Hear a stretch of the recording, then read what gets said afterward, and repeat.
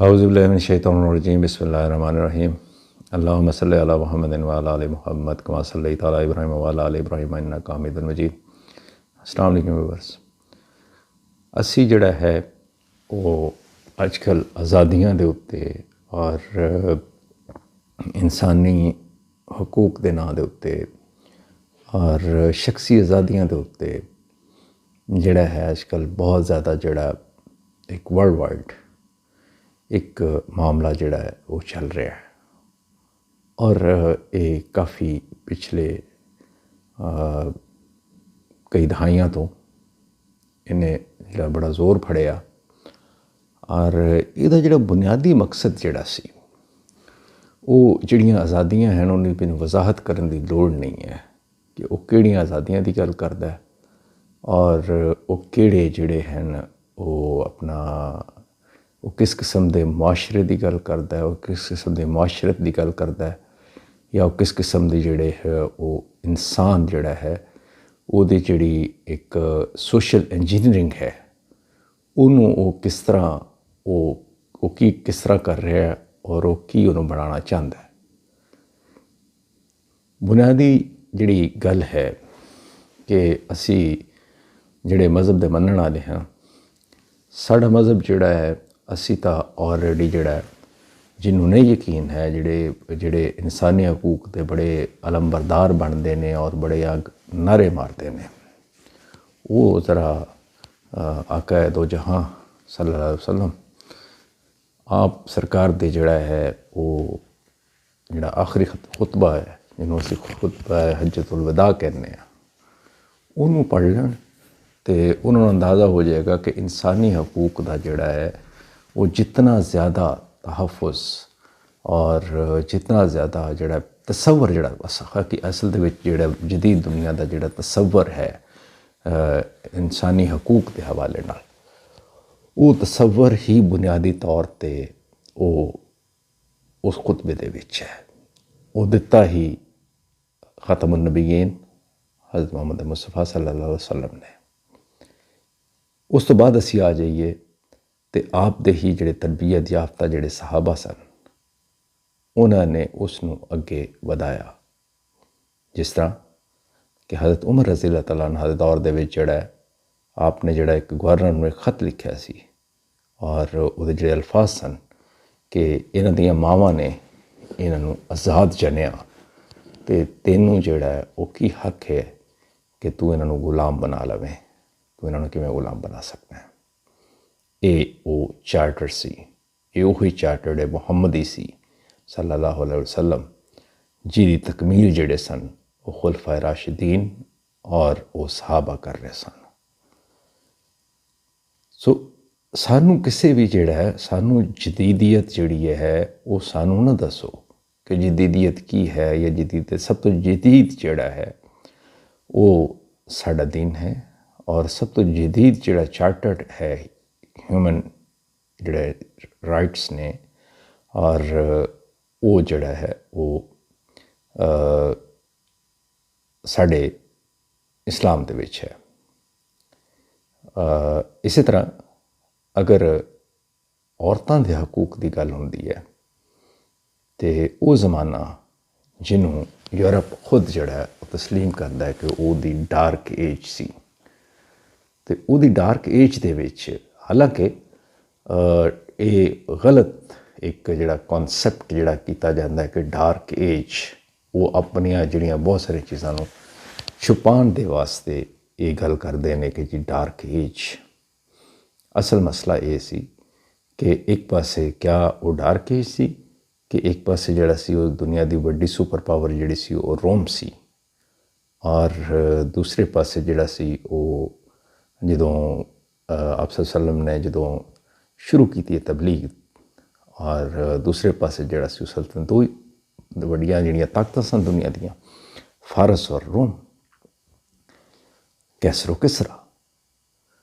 सो ये जिहड़ा कहना कि जी वो डार्क एज सी हाँ वो उस हवाले नाल डार्क एज सी कि वो जिहड़ा एक मिसयूज सी जिहड़ा एक जिहड़ा मज़हब दा वो उस हवाले नाल तुसीं कह सकते हो कि वो डार्क एज सी।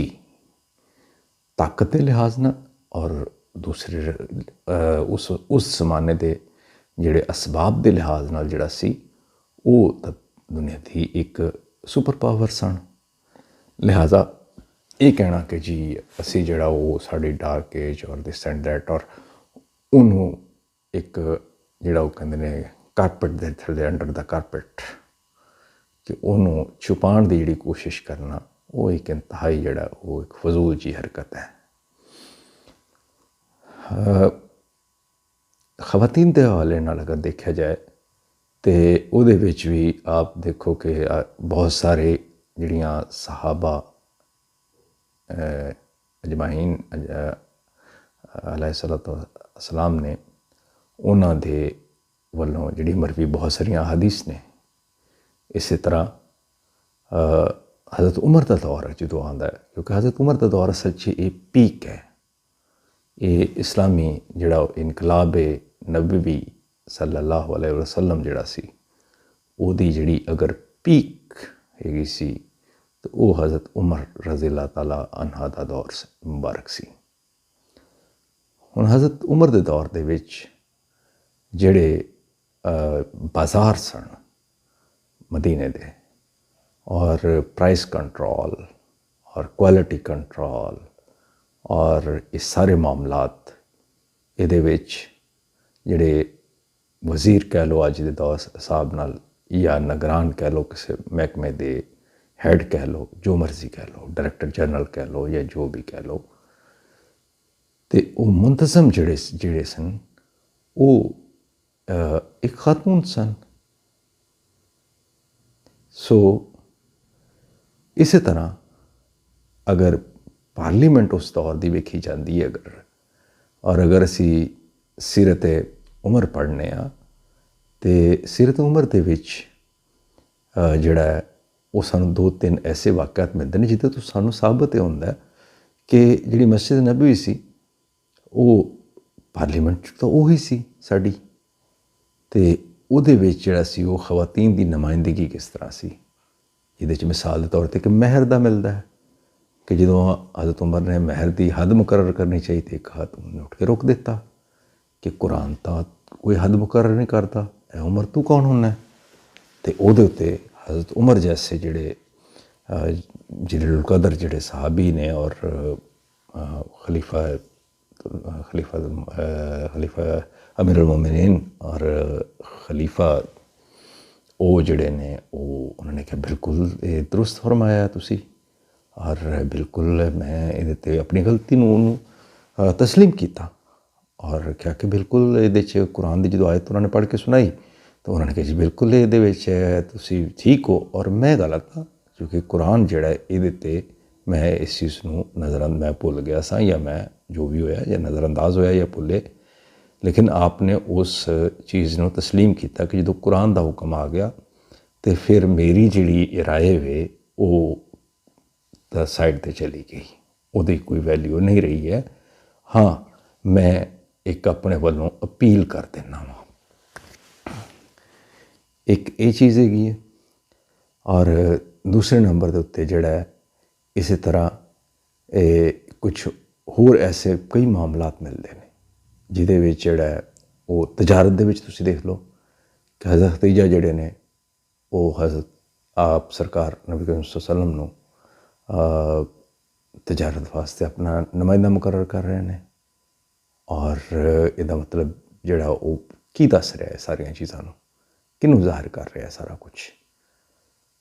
मदीने दीयां जिहड़ियां औरतां जिहड़ियां ने उन्हां चों कई जिहड़ियां सन उस दौर दे विच हत्ता कि इस्लाम के बाद ज़हूर के बाद और हज़रत उमर के दौर दे विच भी और उस तो बाद तक भी कि खवातीन तजारत विच भी रहियां, लेकिन वो जिहड़ियां लिमिट्स जिहड़ियां हुंदियां ने किसी भी सोसाइटी जिहड़ा मुआशरा इंसानी मुआशरा जिहड़ा है वो जिहड़ियां वैल्यूज़ ने और उहदियां जिहड़ियां एक रवायात होंदियां और इकतार होंदियां ने वो उस तो बगैर कायम नहीं रह सकता।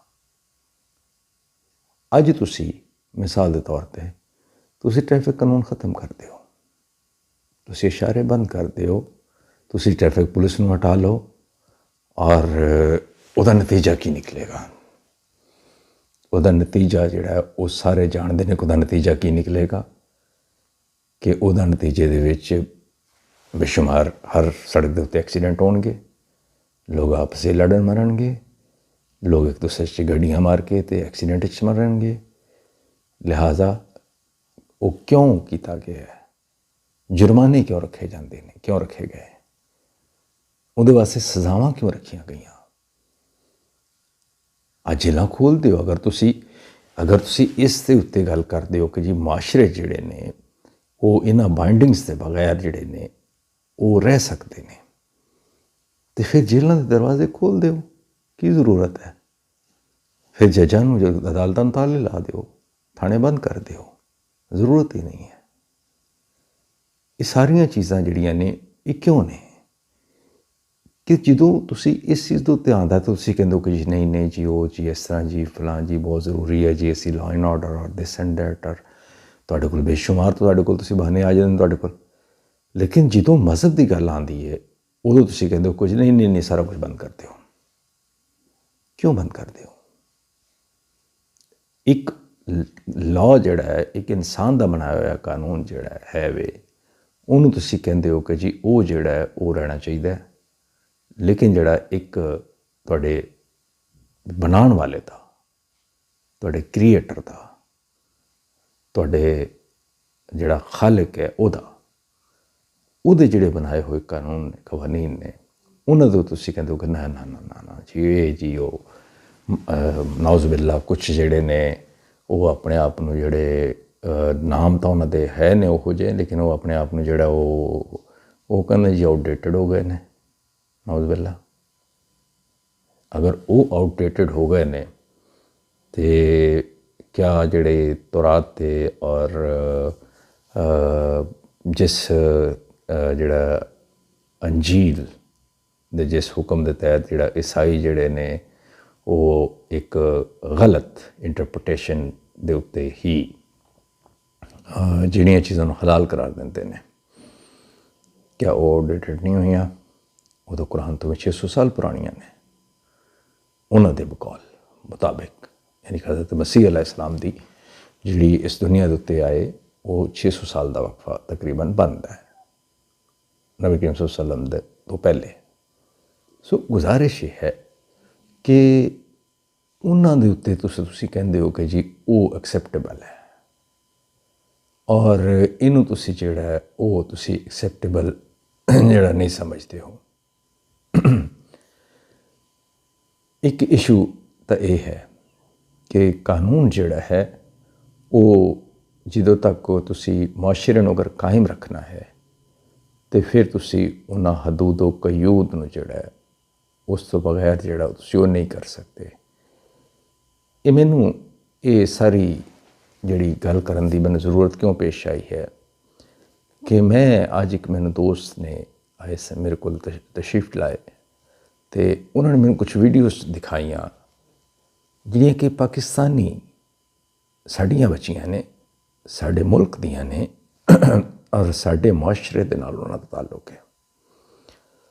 ਔਰ ਸ਼ਾਇਦ ਉਨੀ ਫੋਹਸ਼ ਗੁਫ਼ਤਗੂ, ਉਨੀ ਉਸ ਕਿਸਮ ਦੀ ਫੋਹਸ਼ ਵੀਡੀਓਜ਼ ਸ਼ਾਇਦ ਜਿਹੜਾ ਹੈ ਉਹ ਮਗਰਬੀ ਮੁਆਸ਼ਰੇ ਦੇ ਵਿੱਚ ਵੀ ਜਿਹੜਾ ਹੈ ਉਹ 10 ਵਾਰੀ ਸ਼ਾਇਦ ਉਹ ਸੋਚਣ, ਔਰ ਉਹਨਾਂ ਨੂੰ ਵੀ ਸ਼ਾਇਦ ਉਹ ਵੀ ਵੇਖ ਕੇ ਜਿਹੜਾ ਹੈ ਜਾਂ ਉਹ ਵੀ ਉਹਨਾਂ ਅਲਫਾਜ਼ ਨੂੰ ਸੁਣ ਕੇ ਉਹ ਵੀ ਸ਼ਰਮਾ ਜਾਣ।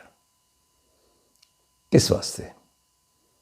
ਸਿਰਫ ਸੋਸ਼ਲ ਮੀਡੀਆ ਦੇ ਉੱਤੇ ਥੋੜ੍ਹੀ ਜਿਹੀ ਫੋਲੋਅਰਸ਼ਿਪ ਲੈਣ ਵਾਸਤੇ ਜਾਂ ਥੋੜ੍ਹੇ ਜਿਹੇ ਡਾਲਰ ਕਮਾਉਣ ਵਾਸਤੇ ਕਿ ਜਿੰਨੀ ਫੋਲੋਅਰਸ਼ਿਪ ਹੋਏਗੀ ਔਰ ਉਤਨੇ ਜਿਹੜੇ ਨੇ ਉਹ ਇਸ਼ਤਿਹਾਰ ਆਉਣਗੇ ਔਰ ਉਤਨੀ ਜਿਹੜੀ ਉਹ ਪਪੂਲੈਰਿਟੀ ਮਿਲੇਗੀ। ਔਰ ਇਹਨਾਂ ਚੀਜ਼ਾਂ ਵਾਸਤੇ ਸਿਰਫ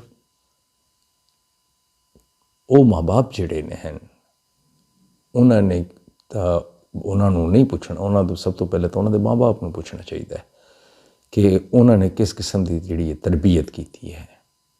ਕਿਆ ਇਹ ਤਰਬੀਅਤ ਜਿਹੜੀ ਹੈ ਇਸਲਾਮ ਨੂੰ ਵੀ ਛੱਡ ਦਿਓ, ਸਭ ਕੁਛ ਨੂੰ ਇੱਕ ਅਸੀਂ ਫਿਲਹਾਲ ਇੱਕ ਸਾਈਡ 'ਤੇ ਰੱਖ ਕੇ ਕਿਸੇ ਗੱਲ ਕਰਨੇ ਆ ਕਿ ਸਾਡੀ ਜਿਹੜੀ ਜਿਹਨੂੰ ਅਸੀਂ ਬੜਾ, ਜਿਨ੍ਹਾਂ ਦੇ ਉੱਤੇ ਅਸੀਂ ਬੜਾ एक ਜਿਹੜਾ ਸੀ ਕਰਨੇ ਸਾਂ ਕੁਛ ਦਹਾਈਆਂ ਪਹਿਲੇ ਤੱਕ ਜਾਂ ਕੁਛ ਹਾਲੇ ਵੀ ਅਸੀਂ ਮੁਹਾਵਰਤਨ ਕਹਿੰਦੇ ਹਾਂ ਕਿ ਸਾਡੀਆਂ ਮਸ਼ਰਕੀ ਇਕਦਾਰ ਜਿਹੜੀਆਂ ਨੇ ਅਤੇ ਕਿਆ ਉਹ ਸਾਡੀਆਂ ਮਜ਼ਹਬ ਤੋਂ ਸਾਈਡ 'ਤੇ ਰੱਖਦਿਆਂ ਹੋਇਆਂ ਕਿਆ ਉਹ ਸਾਡੀਆਂ ਜਿਹੜੀਆਂ ਆਪਣਾ ਮਸ਼ਰਕੀ ਇਕਦਾਰ ਨੇ ਕਿਆ ਉਹਨਾਂ ਦੇ ਵੀ ਮੁਤਾਬਕ ਹੈ ਨੂੰ ਜਵਾਬ ਨਹੀਂ।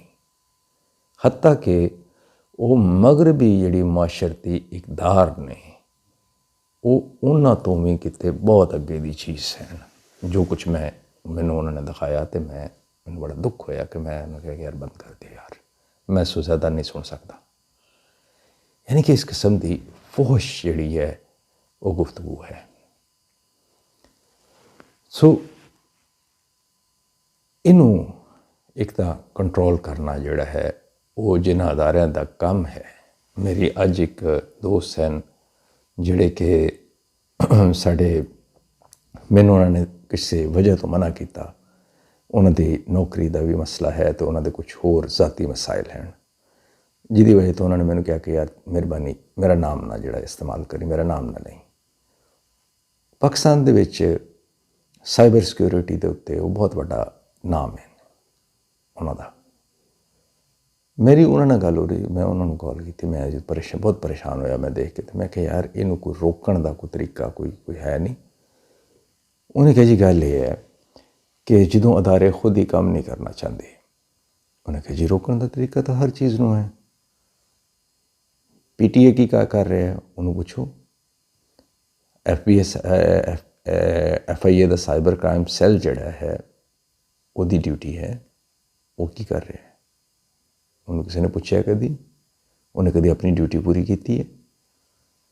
ਉਸ ਤੋਂ ਬਾਅਦ ਮਿਨਿਸਟਰੀ ਹੈ IT ਦੀ, ਅਤੇ ਉਹ ਕੀ ਕਰ ਰਹੀ ਹੈ ਕਿ ਕਿਆ ਉਸ ਮਿਨਿਸਟਰੀ ਨੂੰ ਜਿਹੜਾ ਹੈ ਉਹ ਕਦੀ ਕਿਸੇ ਨੇ ਪੁੱਛਣ ਦੀ ਜਿਹੜੀ ਹੈ ਉਹ ਕਿਸੇ ਕੋ ਉਸ ਮਿਨਿਸਟਰੀ ਨੂੰ ਵਜ਼ੀਰ ਆਜ਼ਮ ਸਾਹਿਬ ਜਿਹੜੇ ਨੇ ਉਹ ਬੁਲਾ ਕੇ ਉਹਨਾਂ ਨੂੰ ਜ਼ਰਾ ਜਵਾਬਦੇਹ ਕਰਨ ਕਿ ਜਿਹੜਾ ਉਹਨੇ ਅੱਜ ਤੱਕ ਕੀ ਕੀਤਾ, ਉਹਦੀ ਕਾਰਕਰਦਗੀ ਕੀ ਹੈ। ਇਹ ਨਹੀਂ ਹੈ ਕਿ ਸਿਰਫ ਤੁਸੀਂ ਜਿਹੜਾ ਉਹ ਵਾਹ ਕਰ ਦਿੱਤੀ ਅਤੇ ਚੰਦ ਜਿਹੜੇ ਨੇ ਉਹ ਚੇਲੇ ਚਮਾਟੇ ਬੈਠੇ ਨੇ ਅਤੇ ਉਹਨਾਂ ਚੇਲੇ ਚਮਾਟੇ ਮਿਨਿਸਟਰਾਂ ਨੂੰ ਜਿਹੜਾ ਉਹ ਉਹਨਾਂ ਨੇ ਵਾਹ ਕਰਤੀ ਕਿ ਜੀ ਖਾਨ ਸਾਹਿਬ ਕਿਆ ਬਾਤ ਹੈ ਜੀ, ਬੱਲੇ ਬੱਲੇ ਜੀ, ਚੌਧਰੀ ਸਾਹਿਬ ਭਾਗ ਲੱਗੇ ਰਹਿਣ। ਅਤੇ ਇਹਦੇ 'ਤੇ ਤਾਂ ਇਹ ਤਾਂ ਕਾਰਕਰਦਗੀ ਕੋਈ ਨਹੀਂ ਹੈ। ਕਾਰਕਰਦਗੀ ਜਿਹੜੀ ਹੈ ਤੁਸੀਂ ਉਹਨਾਂ ਦੀ ਕਾਰਕਰਦਗੀ ਤਾਂ ਉਹਨਾਂ ਦੀ ਵਜ਼ਾਰਤਾਂ ਦੀ ਲਵੋ ਨਾ। ਤੁਸੀਂ ਤਾਂ ਇੱਕ ਇਹ ਅਨਾਊਂਸ ਕਰ ਚੁੱਕੇ ਹੋ ਕਿ ਜੀ ਤੁਸੀਂ ਹਰ ਮੇਰੇ ਖਿਆਲ ਮਹੀਨੇ ਜਾਂ 3 ਮਹੀਨੇ ਬਾਅਦ ਤੁਸੀਂ ਜਿਹੜਾ ਉਹ ਇਹਨਾਂ ਨੂੰ ਵਾਰਨਿੰਗ ਵੀ ਵਜ਼ਾਰਤਾਂ ਨੂੰ ਦਿੱਤੀ। ਲੇਕਿਨ ਕਿਸੇ ਇੱਕ ਵਜ਼ਾਰਤ ਦਾ ਮੈਨੂੰ ਜ਼ਰਾ ਦੱਸ ਦਿਓ ਕਿ ਕੋਈ ਇੱਕ ਵਜ਼ਾਰਤ ਵੀ ਜਿਹੜੀ ਹੈ ਉਹ ਆਪਣੀ ਜ਼ਿੰਮੇਦਾਰੀਆਂ ਜਿਹੜੀਆਂ ਉਹ ਪੂਰੀ ਕਰ ਰਹੀ ਹੈ, ਜਾਂ ਕੋਈ ਇੱਕ ਵਜ਼ਾਰਤ ਵੀ ਜਿਹੜੀ ਹੈ ਉਹ ਆਪਣੇ ਜਿਹੜੇ ਨੇ ਉਹ ਮਾਮਲਾਤ ਨੂੰ ਜਿਹੜੇ ਨੇ ਜਿਹੜੀ ਉਹਦੇ ਅੰਡਰ ਨੇ ਉਹ ਕਿਸ ਤਰ੍ਹਾਂ ਚੱਲ ਰਹੇ ਨੇ। ਅਗੇਨ ਹਰ ਪਾਕਿਸਤਾਨੀ ਜਿਹੜਾ ਹੈ ਇਸ ਜਿਹੜਾ ਹਕੀਕਤ ਹੈ ਉਹਦੇ ਤੋਂ ਬਹੁਤ ਅੱਛੀ ਤਰ੍ਹਾਂ ਵਾਕਿਫ ਹੈ ਕਿ ਅਦਲੀਆ ਤੋਂ ਲੱਗ ਕੇ ਪੁਲਿਸ ਔਰ ਪੁਲਿਸ ਤੋਂ ਲੱਗ ਕੇ ਹਰ ਸਰਕਾਰੀ ਮਹਿਕਮਾ ਜਿਹੜਾ ਹੈ ਕੋਈ ਵੀ ਰਿਸ਼ਵਤ ਤੋਂ ਬਗੈਰ ਤੁਸੀਂ ਜਿਹੜਾ ਉਹ ਕੰਮ ਨਹੀਂ ਕਰਵਾ ਸਕਦੇ ਹੋ। ਗਵਰਨਮੈਂਟ ਕਿੱਥੇ ਹੈ? ਗਵਰਨਮੈਂਟ ਦੀ ਰੇਟ ਕਿੱਥੇ ਹੈ? ਸਿਰਫ ਇਹ ਚੀਜ਼ਾਂ ਜਿਹੜੀਆਂ ਹਨ ਕਿ ਕਰਪਸ਼ਨ ਖਤਮ ਕਰਤੀ, ਇਹ ਕਰਤਾ ਉਹ ਕਰਤਾ, ਇਹ ਨਾਅਰਿਆਂ ਦੇ ਨਾਲ ਜਾਂ ਇਹ ਬਿਆਨਾਂ ਦੇ ਉੱਤੇ ਜਾਂ ਤਕਰੀਰਾਂ ਦੇ ਵਿੱਚ ਇਹ ਕਰਨ ਨਾਲ ਇਹ ਖਤਮ ਨਹੀਂ ਹੁੰਦਾ। ਇਹਦੇ ਉੱਤੇ ਜਿਹੜਾ ਹੈ ਉਹ ਜਦੋਂ ਤੱਕ ਜਿਹੜਾ ਹੈ ਉਹ ਬਹੁਤ ਕੋਈ ਜਿਹੜੇ ਇਕਦਾਮਾਤ ਜਿਹੜੇ ਨੇ ਨਹੀਂ ਕੀਤੇ ਜਾਣਗੇ ਉਦੋਂ ਤੱਕ ਕੁਛ ਨਹੀਂ ਹੋਏਗਾ। ਅਸੀਂ ਇੱਕ ਨਵਾਂ ਦਰਵਾਜ਼ਾ ਖੋਲ੍ਹ ਦਿੰਦੇ ਹਾਂ। ਅੱਛਾ, ਜਦੋਂ ਵੀ ਉਤੋਂ ਪ੍ਰੈਸ਼ਰ ਆਉਂਦਾ ਨਾ, ਹੁਣ ਮਿਸਾਲ ਦੇ ਉੱਤੇ ਪ੍ਰਾਈਸ ਕੰਟਰੋਲ ਦਾ ਪ੍ਰੈਸ਼ਰ ਆ ਗਿਆ ਜੀ, ਕੀਮਤਾਂ ਬੜੀਆਂ ਵੱਧ ਗਈਆਂ ਜੀ, ਆਟੇ ਦੀਆਂ ਕੀਮਤਾਂ ਵੱਧ ਗਈਆਂ, ਫਲਾਂ ਚੀਜ਼ ਦੀਆਂ ਵੱਧ ਗਈਆਂ, ਫਲਾਂ ਚੀਜ਼ ਦੀਆਂ ਵੱਧ ਗਈਆਂ। ਅੱਛਾ, ਉਹ ਜਦੋਂ ਪ੍ਰੈਸ਼ਰ ਉੱਤੋਂ ਆਉਂਦਾ ਹੈ, ਉਹ ਚਾਹੇ ਪ੍ਰਾਈਮ ਮਿਨਿਸਟਰ ਹਾਊਸ ਤੋਂ ਆਵੇ ਜਾਂ ਵਜ਼ੀਰ ਆਲਾ ਹਾਊਸ ਤੋਂ ਆਵੇ, ਪ੍ਰਾਈਮ ਮਿਨਿਸਟਰ ਹਾਊਸ ਤੋਂ ਆਉਂਦਾ ਤਾਂ ਵਜ਼ੀਰ ਆਲਾ ਹਾਊਸ, ਅਤੇ ਵਜ਼ੀਰ ਆਲਾ ਹਾਊਸ ਅੱਗੇ ਸ਼ਿਫਟ ਕਰ ਦਿੰਦਾ DCs ਦੇ ਉੱਤੇ ਜਾਂ DCOs ਦੇ ਉੱਤੇ, ਜ਼ਿਲ੍ਹੀ ਮੈਨੇਜਮੈਂਟ ਜਿਹੜੀ ਹੈ ਉਹਨਾਂ ਦੇ ਉੱਤੇ, ਉਹ ਅੱਗੇ ਸ਼ਿਫਟ ਕਰ ਦਿੰਦੇ ਨੇ ਆਪਣੇ ਜਿਹੜੇ ਥੱਲੇ ਮਹਿਕਮੇ ਨੇ ਉਹਨਾਂ ਦੇ ਉੱਤੇ। ਉਹਦਾ ਨਤੀਜਾ ਐਂਡ ਨਤੀਜਾ ਉਹਦਾ ਕੀ ਹੁੰਦਾ ਹੈ? ਉਹਦਾ ਐਂਡ ਨਤੀਜਾ ਇਹ ਹੁੰਦਾ ਹੈ ਕਿ ਕਰਪਸ਼ਨ ਦਾ ਜਿਹੜਾ ਹੈ ਵੋਲੀਅਮ ਔਰ ਰੇਟ, ਇਹ ਦੋਨੋਂ ਚੀਜ਼ਾਂ ਵੱਧ ਜਾਂਦੀਆਂ ਨੇ। ਹੱਲ ਨਹੀਂ ਨਿਕਲਦਾ, ਮਸਲਾ ਹੱਲ ਨਹੀਂ ਹੁੰਦਾ। ਲੇਕਿਨ ਅਲਬੱਤਾ ਇਹ ਜ਼ਰੂਰ ਹੁੰਦਾ ਕਿ ਬਹੁਤ ਸਾਰੇ ਜਿਹੜੇ ਸਰਕਾਰੀ ਮੁਲਾਜ਼ਮ ਹਨ ਉਹਨਾਂ ਦੇ ਬੈਂਕ ਅਕਾਊਂਟਸ ਜਾਂ ਉਹਨਾਂ ਦੇ ਸਮਝ ਲਓ ਕਿ ਉਹਨਾਂ ਦੀ ਦੌਲਤ ਦੇ ਵਿੱਚ ਜਿਹੜਾ ਹੈ ਉਹ ਤੁਸੀਂ ਇਜ਼ਾਫਾ ਕਰ ਦਿੰਦੇ ਹੋ। ਇਸ ਤੋਂ ਇਲਾਵਾ ਤਾਂ ਤੁਸੀਂ ਕੁਝ ਵੀ ਨਹੀਂ ਕਰਦੇ। ਸਾਡੀਆਂ ਗਵਰਨਮੈਂਟਸ ਜਿਹੜੀਆਂ ਨੇ ਉਹ ਇਸ ਤੋਂ ਇਲਾਵਾ ਤਾਂ ਕੁਝ ਨਹੀਂ ਕਰਦੀਆਂ। तो गुजारिश ये है, हम मिसाल के तौर पर एक मैं सुजैशन जी बहुत बार दी कि जी अपना जोड़ा है एक महकमा बना दो, छोटे बिजनेस स्मॉल बिजनेस जोड़े ने, स्मॉल बिजनेस एडमिनिस्ट्रेशन जोड़ा है वह एक महकमा बना दो। उस नाँ ते ही जोड़ा है मुकम्मल तौर पर उन्होंने हर चीज़, उन्होंने लाइसेंसिंग, उन्होंने टैक्सेशन, उन्होंने सारे भी जिन्ने भी इशू हैं वो सारे दे सारे वो इको वन विंडो ऑपरेशन के तहत इको महकमा वेखे। हुण इस टाइम पंजाब दे विच अगर तुसी सिर्फ हैल्थ के उत्ते गल करो कि जिहड़े कारोबार कर रहे हैं छोटे लोग, छोटे कारोबारी, उन्होंने 3-3 4-4 महकमिਆਂ ਨੂੰ सिर्फ हैल्थ के उत्ते जिहड़ा वो साम वास्ता पैंदा है। एक जिहड़ा है वो जनाब ज़िली हुकूमत का हैल्थ डिपार्टमेंट है, एक जिहड़ा वो सूबाई हुकूमत का हैल्थ डिपार्टमेंट है। अच्छा, सूबाई हुकूमत के भी एक नहीं कई ने, हुण तो पहले एक होंदा सी, हुण तो कई ने, हुण प्राइमरी है, सैकेंडरी है, हुण तो बहुत सारे आ गए ने।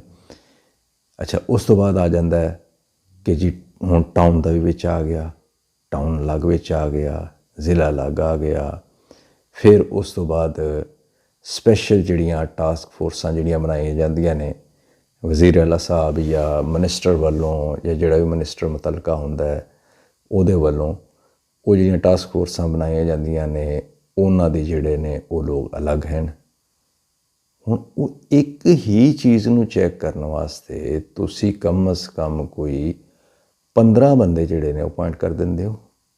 जिम्मेदार कौन है, उन्हां दी तनख्वाहां किन्ने देणियां ने, और उहदे नाल सवेरों करप्शन जिहड़ी है वो होर ज़्यादा वध जाती है। करप्शन जो एक दुकानदार जिहड़ा वो पहले 1000 रुपया एक बंदे नूं दे रहा है तो वो अपना काम चला रहा सी, हुण तुसीं वो 10 बंदे करते, उहदा चला गया वो बजट जिहड़ा 10,000 दे उत्ते, वो 10,000 रुपया उन्हें कित्थों पूरा करना है। वो 10,000 रुपया उन्हें महंगाई की जिहा सूरत महंगा करके पूरा करेगा या वो घट तोल के पूरा करेगा या वो क्वालिटी दे विच कंप्रोमाइज़ करके तो उन्होंने पूरा करेगा। होता तो कोई हल नहीं, उन्हें अपनी जेब चो देने नहीं हैं। सो गुजारिश ये है कि इहदे उत्ते मैं जिहड़ा इन्हां नूं मगजमारी बथेरी कीती है मैं इन्हां नाल, लेकिन कोई असर नहीं है इन्हां दे उत्ते।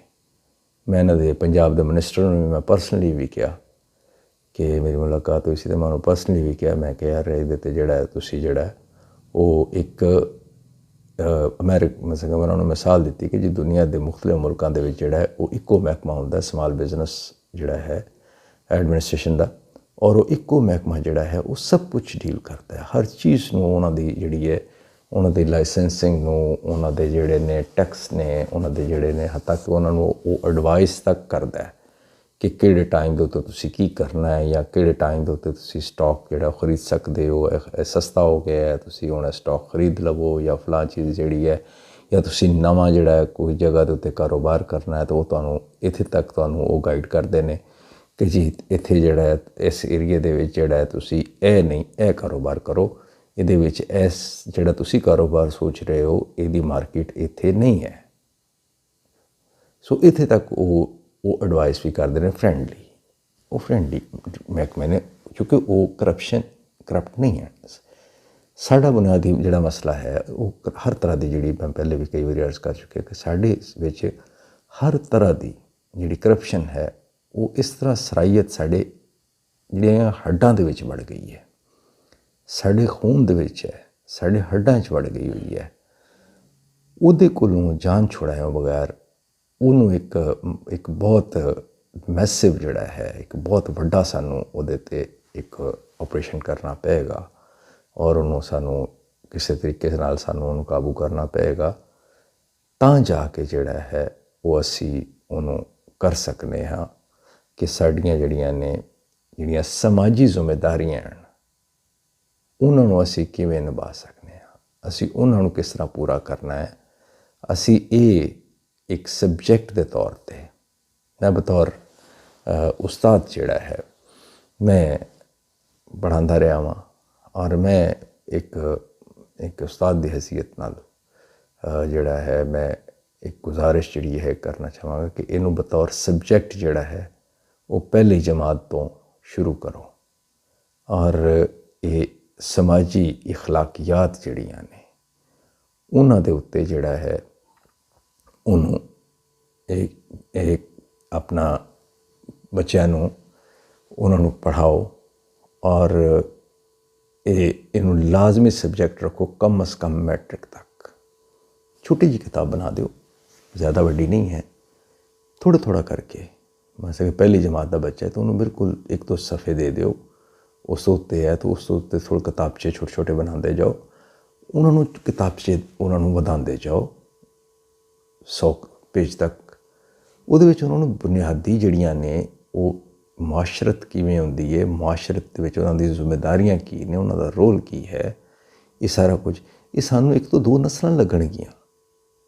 ਅਸੀਂ ਇਹ ਨਹੀਂ ਹੈ ਕਿ ਅਸੀਂ ਇਹ ਅੱਜ ਅਸੀਂ ਸ਼ੁਰੂ ਕਰਾਂਗੇ ਅਤੇ ਕੱਲ੍ਹ ਇਹ ਸਾਰਾ ਕੁਝ ਬਦਲ ਜਾਏਗਾ, ਨਹੀਂ। ਤੁਸੀਂ ਪੂਰਾ ਜ਼ੋਰ ਲਾ ਲਓ, ਤੁਸੀਂ ਜਗ੍ਹਾ ਜਗ੍ਹਾ 'ਤੇ ਹਰ ਚੌਕ ਦੇ ਵਿੱਚ ਜਿਹੜੀਆਂ ਨੇ ਨਾ, ਲੋਕ ਕਹਿੰਦੇ ਨੇ ਨਾ ਜੀ ਕਿ ਇੰਨੇ ਬੰਦੇ ਫਾਂਸੀ ਚੜ੍ਹਾ ਦਿਓ ਅਤੇ ਕਰਪਸ਼ਨ ਮੁੱਕ ਜਾਏਗੀ। ਮੈਂ ਕਹਿੰਦਾ ਕਿ ਹਰ ਚੌਕ ਦੇ ਵਿੱਚ ਵੀ ਤੁਸੀਂ ਅਗਰ ਉਹ ਫਾਂਸੀ ਕਾਰਡ ਬਣਾ ਦਿਓ ਨਾ ਹਰ ਚੌਕ ਨੂੰ ਵੀ, ਅਤੇ ਫਿਰ ਵੀ ਤੁਸੀਂ ਚੰਦ ਦਿਨਾਂ ਦੇ ਵਿੱਚ ਜਾਂ ਚੰਦ ਸਾਲਾਂ ਦੇ ਵਿੱਚ ਜਾਂ ਚੰਦ ਜਿਹੜਾ ਉਹਦੇ ਵਿੱਚ ਤਬਦੀਲੀ ਨਹੀਂ ਲਿਆ ਸਕਦੇ ਮੁਆਸ਼ਰੇ 'ਚ, ਕਿਉਂਕਿ ਤੁਹਾਡੇ ਮੁਆਸ਼ਰੇ 'ਚ ਇਸ ਹੱਦ ਤੱਕ ਜਿਹੜਾ ਕਰਪਸ਼ਨ ਦਾ ਜਿਹੜਾ ਜ਼ਹਿਰ ਹੈ ਉਹ ਇਸ ਹੱਦ ਤੱਕ ਫੈਲ ਗਿਆ ਹੈ। ਉਹਨੂੰ ਹੁਣ ਉਹ ਸਰਜਰੀ ਤੋਂ ਬਗੈਰ ਤਾਂ ਮੁਮਕਿਨ ਨਹੀਂ ਹੈ। ਉਹ ਤਾਂ ਹੁਣ 1-2 ਜਨਰੇਸ਼ਨਾਂ ਲੱਗਣਗੀਆਂ, ਹੁਣ ਤੋਂ ਸ਼ੁਰੂ ਕਰਾਂਗੇ ਅਸੀਂ, ਅਤੇ 1-2 ਨਸਲਾਂ ਲੱਗਣਗੀਆਂ।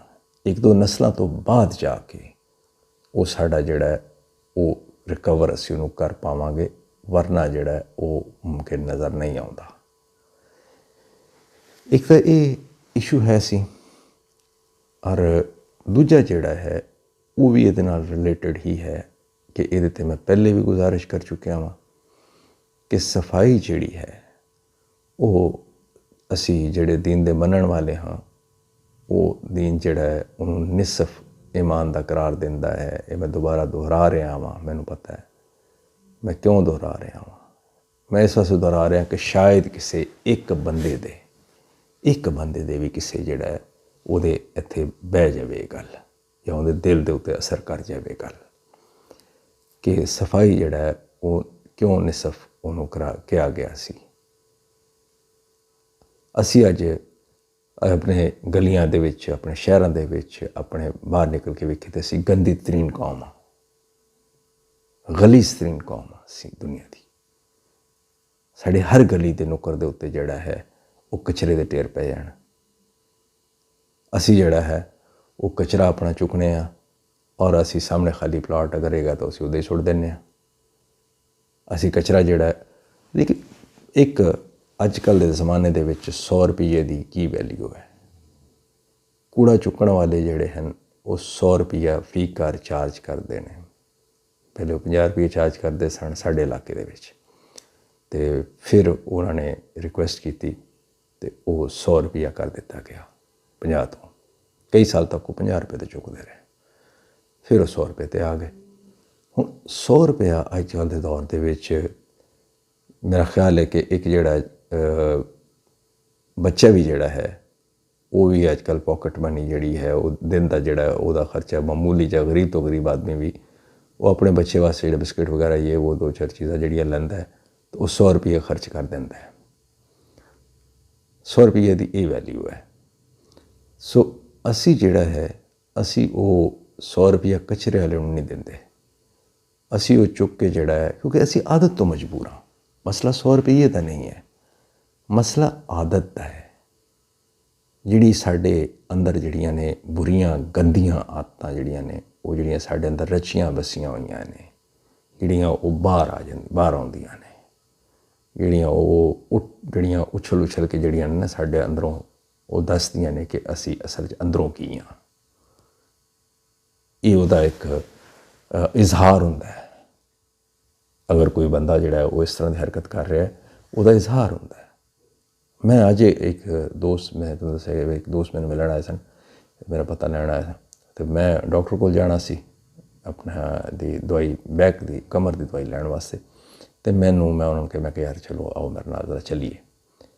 ਅਤੇ ਅਸੀਂ ਉਹ ਡਾਕਟਰ ਕੋਲ ਚਲੇ ਗਏ ਅਤੇ ਅਸੀਂ ਡਾਕਟਰ ਕੋਲ ਨਿਕਲੇ ਅਤੇ ਅਸੀਂ ਪੈਦਲ ਜਿਹੜਾ ਨਾ ਉਹ ਥੋੜ੍ਹਾ ਜਿਹਾ ਅੱਗੇ ਤੱਕ ਆ ਰਹੇ ਹਾਂ ਆਪਣਾ ਰਿਕਸ਼ਾ ਵੇਖਣ ਵਾਸਤੇ। ਅਤੇ ਉਹ ਥੋੜ੍ਹੇ ਜਿਹੇ ਉਹ ਟੁੱਟੀ ਹੋਈ ਸੀ ਸੜਕ, ਉੱਤੇ ਪਾਣੀ ਖੜ੍ਹਾ ਹੈ। ਹੁਣ ਇਹ ਗੱਡੀ ਵਾਲਾ ਪਿੱਛੋਂ ਬੜੇ ਆਰਾਮ ਨਾਲ ਆ ਰਿਹਾ ਅਤੇ ਸਾਡੇ ਕੋਲ ਆ ਕੇ ਅਤੇ ਉਹਨੇ ਜਾਣ ਬੁੱਝ ਕੇ, ਯਾਨੀ ਕਿ ਇਹ ਉਹਦੇ ਅੰਦਰ ਦਾ ਜਿਹੜੀ ਉਹਨੂੰ ਤਰਬੀਅਤ ਦਿੱਤੀ ਗਈ ਹੈ ਉਹਦਾ ਉਹਨੇ ਇਜ਼ਹਾਰ ਕਰ ਦਿੱਤਾ। ਉਹਨੇ ਦੱਸ ਦਿੱਤਾ ਕਿ ਉਹਦੀ ਜਿਹੜੀ ਤਰਬੀਅਤ ਕੀ ਹੈ। ਸਾਡੇ ਨਜ਼ਦੀਕ ਆ ਕੇ ਉਹਨੇ ਗੱਡੀ ਦੀ ਸਪੀਡ ਜਾਣ ਬੁੱਝ ਕੇ ਵਧਾ ਦਿੱਤੀ, ਹਾਲਾਂਕਿ ਖੜ੍ਹਾ ਹੈ। ਉਹ ਪਾਣੀ ਜਿਹੜਾ ਨੇ ਛਿੱਟੇ ਸਾਡੇ ਉੱਤੇ ਆ ਕੇ ਪਏ। ਤੋ ਉਹ ਮੈਨੂੰ ਬੜਾ ਅਜੀਬ ਜਿਹਾ ਲੱਗਿਆ ਯਾਰ ਕਿ ਇਹ ਬੰਦਾ ਅੱਗੇ ਜਾ ਕੇ ਫਿਰ ਆਰਾਮ ਨਾਲ ਹੋ ਗਿਆ। ਯਾਨੀ ਕਿ ਸਾਨੂੰ ਜਿਹੜਾ ਉਹ ਇਸ ਚੀਜ਼ ਨੂੰ ਅਸੀਂ ਇਹਨੂੰ ਇੱਕ ਸਮਝਦੇ ਹਾਂ, ਇੱਕ ਆਪਣਾ ਇਹਨੂੰ ਅਗਲੇ ਦੀ ਜਿਹੜੀ ਹੈ ਕਿਸੇ ਦੂਸਰੇ ਦੀ ਤੋਹੀਨ ਕਰਕੇ ਜਾਂ ਉਹਨੂੰ ਕੋਈ ਉਹਨੂੰ ਕੋਈ ਜ਼ਦ ਪਹੁੰਚਾ ਕੇ ਅਸੀਂ ਉਹਦੇ 'ਤੇ ਜਿਹੜਾ ਆਪਣੇ ਆਪ ਨੂੰ ਉਹ ਬੜਾ ਫੀਲ ਕਰਨੇ ਹਾਂ। ਅਸੀਂ ਉਹਨੂੰ ਆਪਣੇ ਆਪ ਨੂੰ ਜਿਹੜਾ ਉਹਨੂੰ ਇੰਜੋਏ ਕਰਨੇ ਉਸ ਚੀਜ਼ ਨੂੰ। ਬੁਨਿਆਦੀ ਤੌਰ 'ਤੇ ਅਸੀਂ ਉਸ ਜਿਹੜੀ ਸਾਡੀ ਤਰਬੀਅਤ ਹੈ ਸਾਡੇ ਘਰ ਦੀ ਜਿਹੜੀ, ਜਾਂ ਸਾਡੇ ਸਾਨੂੰ ਵਿਰਸੇ 'ਚ ਮਿਲੀ ਹੈ ਖਾਨਦਾਨ ਵੱਲੋਂ, ਉਹਦਾ ਇਜ਼ਹਾਰ ਹੋ ਰਿਹਾ ਹੁੰਦਾ ਹੈ। ਅਤੇ ਬੁਨਿਆਦੀ ਤੌਰ 'ਤੇ ਲਾਹੌਰ ਵਗੈਰਾ ਸ਼ਹਿਰ ਦੇ ਵਿੱਚ ਜਿਹੜਾ ਹੈ, ਵੱਡੇ ਸ਼ਹਿਰਾਂ 'ਚ ਬਦਕਿਸਮਤੀ ਦੇ ਨਾਲ ਲਾਹੌਰ ਸਮੇਤ ਇੱਕ ਬਹੁਤ ਵੱਡਾ ਜਿਹੜਾ ਮਾਮਲਾ ਇਹ ਹੋਇਆ ਕਿ ਜਿਹੜੇ ਨੌਦੌਲਤੀਏ ਜਿਹੜੇ ਨੇ ਉਹਨਾਂ ਨੇ ਆ ਕੇ ਵੀ ਇਹਨਾਂ ਸ਼ਹਿਰਾਂ ਦੇ ਵਿੱਚ ਜਿਹੜਾ ਹੈ ਉਹ ਬਹੁਤ ਜ਼ਿਆਦਾ ਇਹਨਾਂ ਸ਼ਹਿਰਾਂ ਦੇ ਕਲਚਰ ਨੂੰ ਜਿਹੜਾ ਹੈ ਔਰ ਇਹਨਾਂ ਸ਼ਹਿਰਾਂ ਦੀ ਜਿਹੜੀ ਸਕਾਫਤ ਸੀ ਔਰ ਇਹਨਾਂ ਸ਼ਹਿਰਾਂ ਦੀ ਜਿਹੜੀਆਂ ਰਵਾਇਤ ਸਨ ਔਰ ਇਹਨਾਂ ਸ਼ਹਿਰਾਂ ਦੀ ਜਿਹੜੀਆਂ ਇਕਦਾਰ ਸਨ, ਉਹਨਾਂ ਦੀ ਤਬਾਹੀ ਫੇਰ ਦਿੱਤੀ।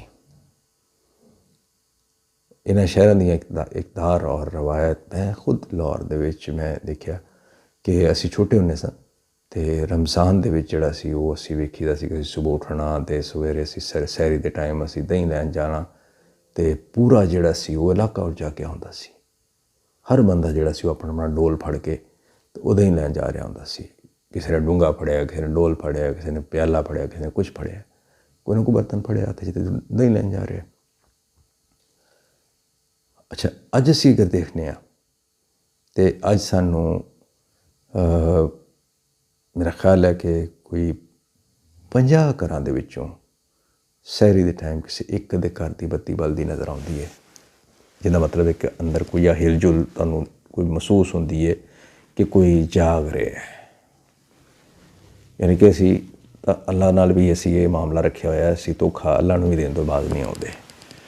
ਸਾਡੀ ਅੰਦਰ ਜਿਹੜੀ ਇਹ ਚੀਜ਼, ਇਸ ਹੱਦ ਤੱਕ ਇਹ ਚੀਜ਼ਾਂ ਸਾਡੇ ਅੰਦਰ ਜਿਹੜੀਆਂ ਨੇ ਉਹ ਰਚ ਬਸ ਗਈਆਂ ਨੇ ਕਿ ਅਸੀਂ ਨੌਜ਼ੁਬਿਲlah ਅਸੀਂ ਅੱਲਾਹ ਤਾਲਾ ਨੂੰ ਵੀ ਜਿਹੜਾ ਹੈ ਉਹ ਅਸੀਂ ਧੋਖਾ ਦੇਣ ਤੋਂ ਅਸੀਂ ਨਹੀਂ ਬਾਜ਼ ਆਉਂਦੇ। ਕਿ ਮਸਾਜਿਦ ਦੇ ਵਿੱਚ ਵੀ ਤੁਸੀਂ ਦੇਖ ਲਵੋ ਕਿ ਰਮਜ਼ਾਨ ਦੇ ਜਿਹੜਾ ਸ਼ੁਰੂ ਦੇ ਦਿਨ ਹੁੰਦੇ ਨੇ ਉਹ ਤੁਹਾਨੂੰ ਇੰਝ ਰਸ਼ ਨਜ਼ਰ ਆਏਗਾ, ਜਗ੍ਹਾ ਨਹੀਂ ਮਿਲੇਗੀ ਜਨਾਬ ਨਮਾਜ਼ ਦੀ। ਅਤੇ ਜੋ ਹੀ 5-7 ਰੋਜ਼ੇ ਲੰਘੇ ਅਤੇ ਇੱਕ ਸਾਫ ਵੀ ਪੂਰੀ ਨਹੀਂ ਹੁੰਦੀ, ਹੱਦ ਤਰਾਵੀਆਂ ਦੇ ਵਿੱਚ ਵੀ ਨਹੀਂ ਹੁੰਦੀ। ਅੱਛਾ, ਫਿਰ ਜੋ ਹੀ ਆਖਰੀ ਅਸ਼ਰਾ ਕਰੀਬ ਆਉਂਦਾ ਹੈ ਅਤੇ ਫਿਰ ਉਸ ਤਰ੍ਹਾਂ ਹੀ ਰਸ਼, ਫਿਰ ਉਸ ਤਰ੍ਹਾਂ ਹੀ ਸਫਾ ਭਰ ਜਾਂਦੀਆਂ ਨੇ, ਫਿਰ ਉਸ ਤਰ੍ਹਾਂ ਹੀ ਜਿਹੜਾ ਉਹ ਜਨਾਬ ਤਰਾਵੀਆਂ ਦੇ ਟਾਈਮ ਵੀ ਔਰ ਨਮਾਜ਼ਾਂ ਦੇ ਟਾਈਮ ਵੀ। ਗੁਜ਼ਾਰਿਸ਼ ਇਹ ਹੈ ਕਿ ਅਸੀਂ ਜਿਹੜਾ ਹੈ ਅਸੀਂ ਅਖਲਾਕੀ ਤੌਰ 'ਤੇ ਵੀ ਹਰ ਲਿਹਾਜ਼ ਨਾਲ ਅਸੀਂ ਇਸ ਹੱਦ ਤੱਕ ਜਿਹੜਾ ਹੈ ਸਾਨੂੰ ਜਿਹੜਾ ਉਹ ਬਹੁਤ ਇਹਦੇ 'ਤੇ ਗੌਰ ਕਰਨ ਦੀ ਲੋੜ ਹੈ ਕਿ ਅਸੀਂ ਇਸ ਤੱਕ ਪਹੁੰਚੇ ਕਿਵੇਂ ਹੈ ਇਹਨਾਂ ਮਾਮਲਾਤ ਤੱਕ। ਅਤੇ ਇਹਦੇ ਨਾਲ ਹੀ ਮੈਂ ਅੱਜ ਇਜਾਜ਼ਤ ਚਾਹਾਂਗਾ। ਰੱਬਨਾ ਆਤਿਨਾ ਫਿ ਦੁਨੀਆ ਹਸਨਾ व फिल आखिरत हसना वक़िना अज़ाबन नार। खुदा हाफिज़।